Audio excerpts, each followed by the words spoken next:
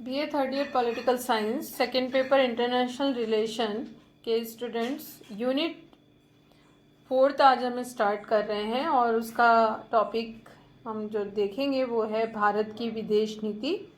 और इस टॉपिक में आज हम देखेंगे कि भारत की विदेश नीति के प्रमुख उद्देश्य कौन कौन से हैं, फॉरेन पॉलिसी ऑफ इंडिया और इसके ऑब्जेक्ट्स। भारत 15 अगस्त 1947 को स्वतंत्र हुआ और उससे पूर्व भारत की कोई विदेश नीति नहीं थी, क्योंकि भारत ब्रिटिश सत्ता के अधीन था और इसलिए भारत के आंतरिक और वैदेशिक मामलों के निर्णय ब्रिटिश गवर्नमेंट ही लिया करती थी। लेकिन जब हम स्वतंत्र हुए तो उसके पश्चात भारत संपूर्ण प्रभु संपन्न देश बना और इसके बाद हम आंतरिक और वैदेशिक मामलों में निर्णय करने में समर्थ बने। इसीलिए जब हमारा संविधान का निर्माण हुआ तो उसमें हमने अपनी विदेश नीति के संचालन के लिए कुछ प्रमुख आदर्शों और उद्देश्यों को निर्धारित किया और उसके बाद भारत अपनी विदेशिक नीति को सफलतापूर्वक चलाने में सक्षम भी बना। जैसा कि हम जानते हैं कि भारत विश्व का एक बहुत विस्तृत भूभाग और विशाल जनसंख्या वाला देश है और जो भी हमारी विदेश नीति होती है उसका प्रभाव विश्व की राजनीति पे भी पड़ता है। और जो हमारे पड़ोसी देश हैं और दूर दूर के भी विश्व के देश हैं, उनके साथ हमारा विभिन्न क्षेत्रों में राजनीतिक, आर्थिक, सांस्कृतिक, व्यापारिक विभिन्न क्षेत्रों में आदान प्रदान होता रहता है और उस सब का प्रभाव भारत पर भी पड़ता है और भारत की विदेश नीति का प्रभाव उन देशों पर भी पड़ता है। भारत की विदेश नीति का उल्लेख संविधान के अनुच्छेद 51 में भी किया गया है और जिसमें अंतर्राष्ट्रीय शांति और सुरक्षा को बढ़ावा देने के लिए काफ़ी जोर दिया गया है कि हम सभी विश्व के देशों के साथ न्याय और सम्मानपूर्वक संबंधों को बनाए रखें, जो भी अंतर्राष्ट्रीय कानून हैं, संधि हैं, उनका पालन करें और पंच निर्णय के द्वारा शांतिपूर्ण तरीके से अंतर्राष्ट्रीय विवादों को सुलझाएं ताकि विश्व में शांति और सुरक्षा बनी रहे। तो इसमें हम देखेंगे कि भारत की विदेश नीति के जो प्रमुख आदर्श हैं, जो हमारे संविधान के अनुच्छेद 51 में भी उल्लिखित हैं, वो क्या क्या हैं।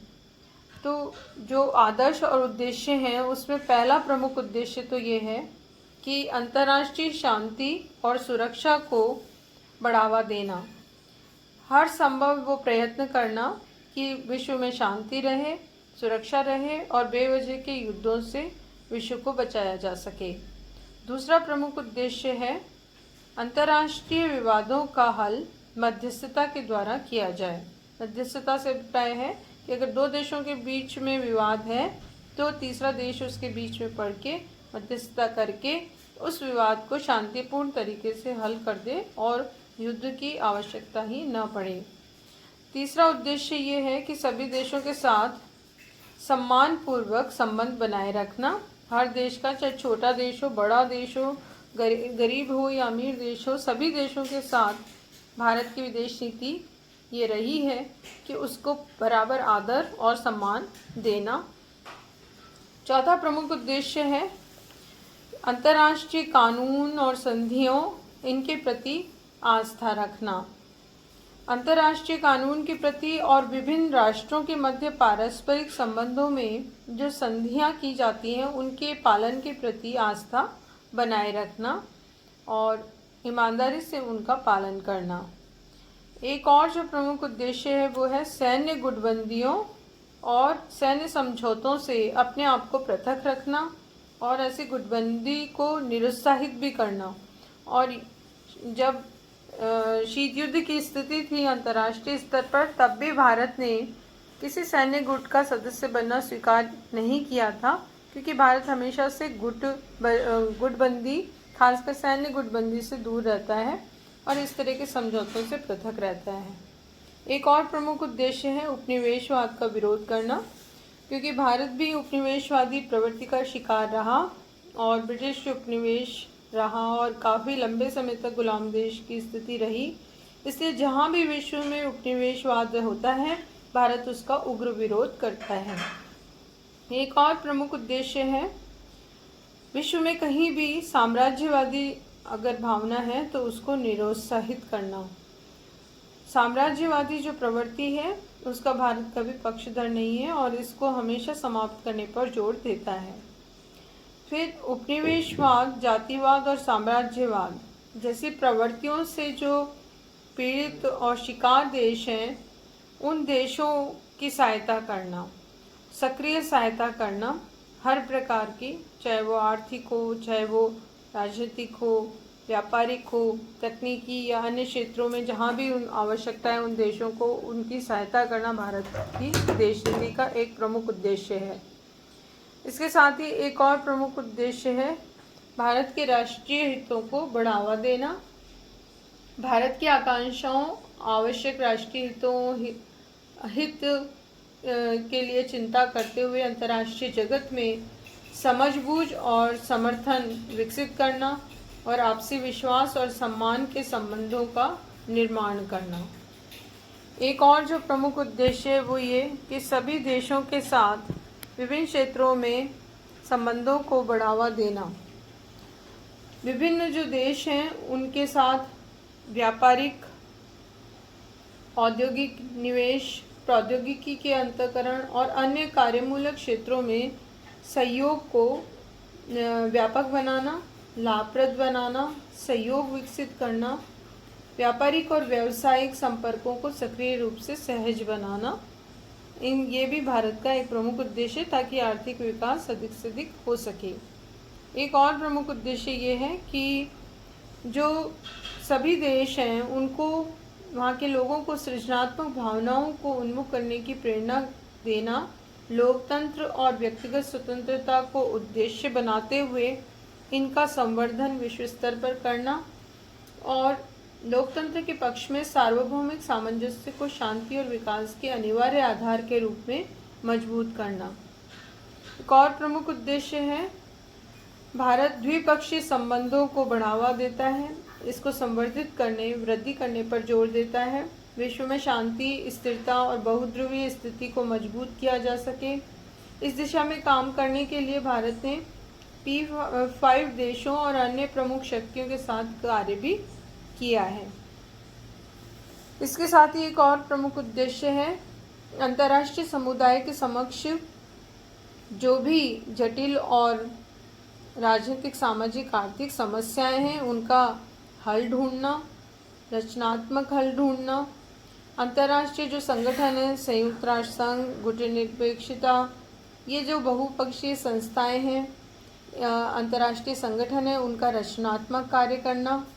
इनमें शांति और सुरक्षा से संबंधित मामलों, विशेषकर सभी के लिए समान सुरक्षा के साथ साथ सार्वभौमिक भेदभाव रहित जो भी हित हैं उनको बढ़ावा देना, निशस्त्रीकरण पर जोर देना, न्यायोचित और तर्कपूर्ण अंतर्राष्ट्रीय आर्थिक व्यवस्था की स्थापना करना, सार्वभौमिकीकरण करना, विश्व में पर्यावरण और जन स्वास्थ्य और विश्व आतंकवाद और विभिन्न रूप से जो अतिवाद, सूचना क्रांति, संस्कृति और शिक्षा से संबंधित जो विभिन्न विषय हैं उसमें भी भारत एक संतुलित कार्य करने के लिए अग्रसर है।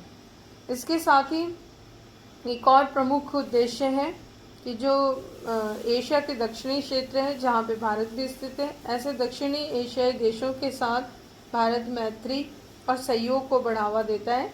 इसमें एक संगठन है भी, सार्क या दक्षेश, और ये विदेश नीति की प्राथमिकता है, प्रमुख प्राथमिकता की जो दक्षिणी एशियाई देश हैं, जो भारत के पड़ोसी देश भी हैं, उनके साथ मैत्री और सहयोग को मजबूत बनाना और स्थायी विश्वास और समझबूझ का वातावरण तैयार करना ताकि ये आपस में मिलकर एक दूसरे से सहयोग करते हुए अपना अधिक से अधिक विकास कर सकें। तो ये हमने आज देखा कि भारत की विदेश नीति इन प्रमुख उद्देश्यों पर आधारित है।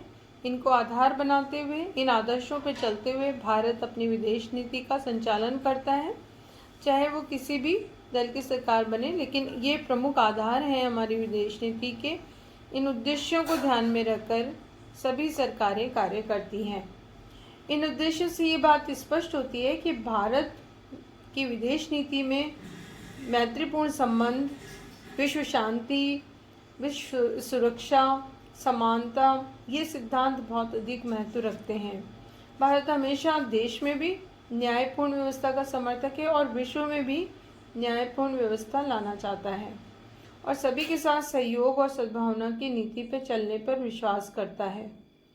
इसलिए भारत की विदेश नीति के जो प्रमुख निर्माता थे, जवाहरलाल नेहरू, जो प्रथम प्रधानमंत्री भी रहे भारत के, उन्होंने भारत की विदेश नीति के 3 आधार स्तंभ बताए।